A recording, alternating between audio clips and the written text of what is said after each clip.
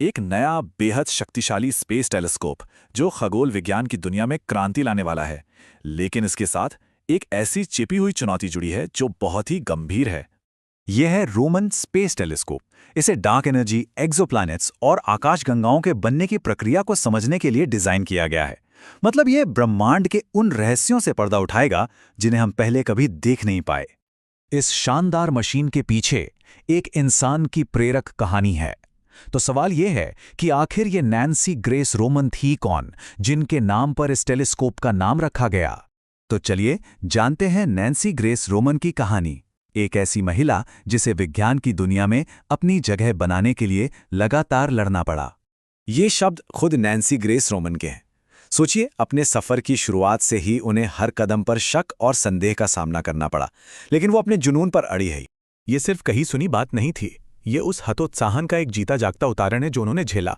जब उन्होंने high school में लैटिन की जगह मैथ्स पढ़ने की इजाजत मांगी तो उनकी गाइडेंस काउंसलर ने मजाक उड़ाते हुए यही सवाल पूछा था। लेकिन इन रुकावटों के बावजूद वो रुकी नहीं। उन्होंने पढ़ाई पूरी की और नासा में शामिल हो गईं। और तो और वो नासा की पहली महिला एग्जीक्यूटिव बनी। ऐसी पोजीशन जहां उन्हें शुरुआत में सेक्रेटरीज को भी ये समझाना पड़ता था कि वो उनकी बॉस हैं। नासा में पहुंचकर उन्होंने महसूस किया कि वैज्ञानिक समुदाय को एक बड़े स्पेस टेलीस्कोप की कितनी जरूरत है। और बस अगले 2 दशकों तक उन्होंने जिसे उस समय लार्ज स्पेस टेलीस्कोप कहा जाता था, उसे हकीकत बनाने के लिए दिन रात एक कर दिया। इसी लगन की वजह से उन्हें हबल की जननी कहा जाने लगा। लेकिन सबसे बड़ी चुनौती थी कांग्रेस को इसके भारी भरकम बजट के लिए मनाना। तो उन्होंने एक बहुत ही स्मार्ट तरीका निकाला। उन्होंने हिसाब लगाया और तर्क दिया कि हबल की लागत हर अमेरिकन के लिए सिर्फ एक मूवी टिकट जितनी होगी, जिसके बदले में दशकों तक रोमांचक खोजें मिलेंगी। तो ये थी हबल की कहानी। अब बात करते हैं उस नए टेलीस्कोप की जिसे मरणोपरांत नैन्सी रोमन का नाम दिया गया है। रोमन टेलीस्कोप एक बहुत बड़ी छलांग है। इसके 18 विशाल डिटेक्टर्स हबल और जेम्स वेब दोनों को बहुत पीछे छोड़ देते हैं। और कमाल की बात यह है कि इसे वेब की आधी से भी कम लागत में बनाया गया है। इसका असली मतलब क्या है? इसका मतलब है कि रोमन का देखने का दायरा हबल से 200 गुना बड़ा है। जरा सोचिए, रोमन की सिर्फ एक तस्वीर में उतनी जानकारी होगी जितनी हबल की 100 तस्वीरों में होती है। यह ब्रह्मांड का नक्शा बनाने की हमारी क्षमता में एक क्रांतिकारी बदलाव है। और इतनी जबरदस्त पावर का नतीजा क्या होगा? डेटा, बहुत सारा डेटा, एक डेटा का सैलाब। अपने सिर्फ 5 साल के मिशन में रोमन से 20,000 टेराबाइट डेटा मिलने की उम्मीद है। यह हबल के 30 सालों के डेटा से 100 गुना से भी ज्यादा है। और बस यहीं से शुरू होती है इस मिशन की सबसे बड़ी चुनौती। नासा के ही एक इंस्पेक्टर जनरल के ऑडिट में एक बहुत गंभीर समस्या का पता चला है। और वो समस्या है, इतना सारा डेटा पृथ्वी तक वापस आएगा कैसे? देखिए, रोमन की सारी वैज्ञानिक खोजों को हम तक पहुंचाने के लिए 4 अलग-अलग कम्युनिकेशन नेटवर्क्स को मिलकर काम करना होगा।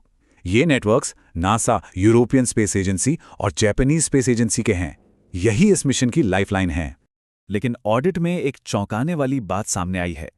इन 4 जरूरी नेटवर्क्स में से 3, जिनमें नासा, यूरोपियन और जापानी नेटवर्क शामिल हैं, वो पहले से ही अपनी क्षमता से ज्यादा काम कर रहे हैं। मतलब मांग पहले ही सप्लाई से कहीं ज्यादा है। और बात यहीं खत्म नहीं होती।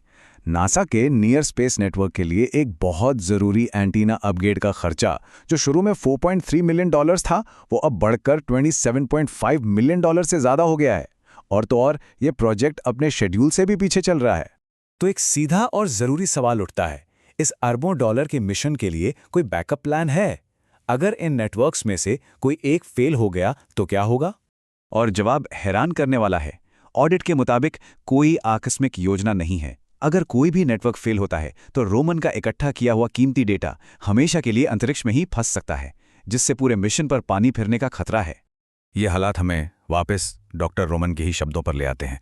उन्होंने हबल को हकीकत बनाने के लिए अविश्वसनीय बाधाओं को पार किया था और उन्हें इस कामयाबी पर बहुत गर्व था। नैन्सी ग्रेस रोमन ने अपना पूरा जीवन उन चुनौतियों को पार करने में लगा दिया जो नामुमकिन लगती थीं। आज उनके नाम पर बना टेलीस्कोप खुद एक बहुत बड़ी चुनौती का सामना कर रहा है। सवाल यह है कि जिस जज्बे ने हबल को जन्म दिया, क्या वही जज्बा आज की इन तकनीकी और वित्तीय बाधाओं को पार करके रोमन की विरासत को सुरक्षित रख पाएगा?